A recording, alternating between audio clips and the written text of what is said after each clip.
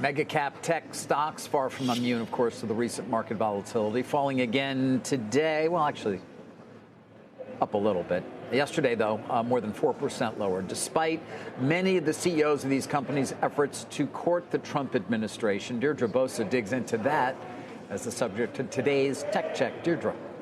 It didn't do a whole lot, David. Tariffs, they're hitting Apple, FTC versus Meta. That's moving ahead today. And infrastructure costs, they are rising for the mega caps that have staked their futures on building and delivering AI. So not only has big tech's courtship not paid off, but they're facing arguably more uncertainty and hostility than they did during the previous administration. Just to remind our audience, tech kicked off the second Trump presidency with visits to Mar-a-Lago, front row seats, millions of dollars in donations to Trump's inauguration, hundreds of billions of dollars in American manufacturing projects for Trump to take credit for. And that was a major contrast to Trump 1.0, when tech leaders, they kept their distance and they clashed publicly with the White House. Now, let's go through them. For Apple, there's no indication that Tim Cook's playbook during that first administration is working this time around. And it looks unlikely that it's unable to avoid rising iPhone costs, at least right now. The company reportedly airlifting 600 tons of iPhones from India to beat the tariffs, and shares, they're down 15% since Trump was sworn in.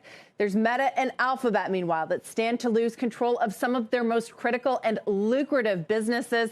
Today, the FTC's antitrust trial against Meta kicks off. That could result in the company divesting Instagram and WhatsApp. The DOJ also wants Google to sell off its Chrome browser, which would be a big hit to their AI ambitions. And then there's AI as a whole, the biggest technology shift in at least a generation. Tariffs threaten to raise input costs for data centers. Now, even if AI spending is reaffirmed, like we've heard from the likes of Andy Jassy and Sundar Pichai over the last few days, these companies are going to be getting less bang for their CapEx bucks if costs are rising. And this all raises the question, guys, do they risk falling behind just as AI demand is exploding, and could it hand China the edge? As the tech industry here faces all this chaos and uncertainty, China, it is moving aggressively to scale AI, and it's backed by state support. Companies like Huawei, ByteDance, increasingly robotics startups too, they're getting a lot of attention. They are charging ahead, and they are ready to capitalize if U.S. tech stumbles. The stakes are only getting higher, guys. Well, I'm sure the phone lines are ringing with those tech CEOs, with all of our trading partners. Busy time at the White House. Thank you, Deirdre.